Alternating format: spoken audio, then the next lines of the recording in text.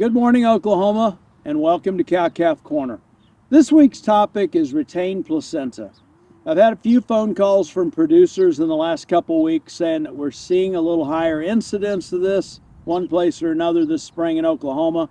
We're going to talk a little bit about it and potentially why we're seeing that this year.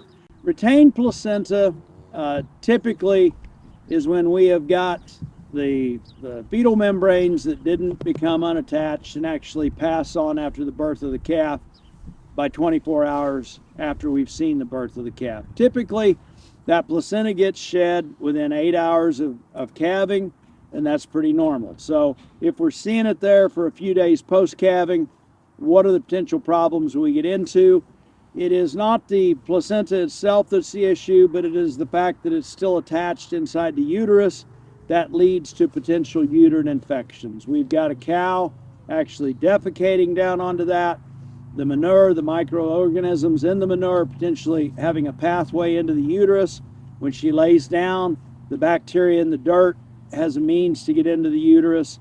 Now this can potentially cause some serious infections. The cow may become ill, she may start to lose weight. We may need to seek immediate treatment. In severe cases, this can even be lethal for a cow, but rarely that happens. More likely occurrence is that long term this cow doesn't clean up, repair herself, and isn't quite ready to breed back as soon as she needs to in order to turn around and calve within 12 months. We usually find the long-term repercussions of retained placenta with cows that are later to get bred or potentially come up open whenever we're preg checking in the fall. So, what are our potential causes? Well, long term, if we've had inadequate energy, protein supplementation during pregnancy and cows are calving too thin, this can lead to a nutritional problem there. There's other vitamin and mineral deficiencies that can lead to retained placenta.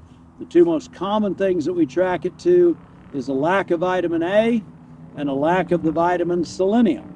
Now, where does that come into play in a year like this? We'll get to in a minute.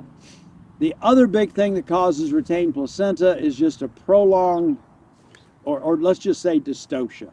We have prolonged calving. Again, this problem can become exaggerated as a result of cows that are a little thin and poor going into calving. But anything that causes difficult birth and dystocia, a calf that's too big, an abnormal presentation, maybe she's trying to give birth to twins. If it causes a problem of calving, wears the cow out, we're more likely to see retained placenta. There are diseases that can lead to retained placenta. Something like lepto, brucellosis can all lead into retained placenta. So typically, what are our best management practices to avoid this? Make sure our cows are calving at a body condition score 5 to 6. Make sure our heifers are calving at a body condition score 6.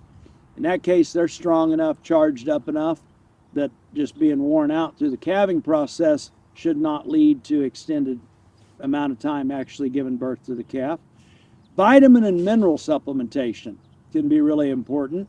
Making sure we got an adequate amount of vitamin A and selenium in that ad-lib fed mineral can be a real important long-term solution to avoiding retained placenta.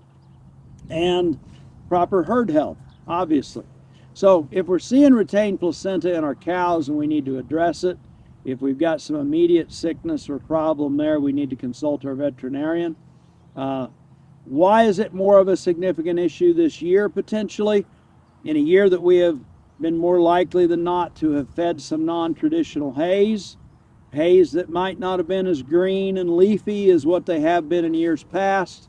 What is the primary source of vitamin A in a cow's diet? Green, leafy vegetation. So non-traditional hays, maybe a long-term lack of vitamin A in the diet, could have led to some potential issues this year. Again, good nutrition, proper herd health are kind of the silver bullet best management remedies. It can be a genetic issue in some cases that can lead to retained placentas. That's a little bit on retained placentas this week, and I hope it helps. And as always, I appreciate you joining us on Cow-Calf Corner.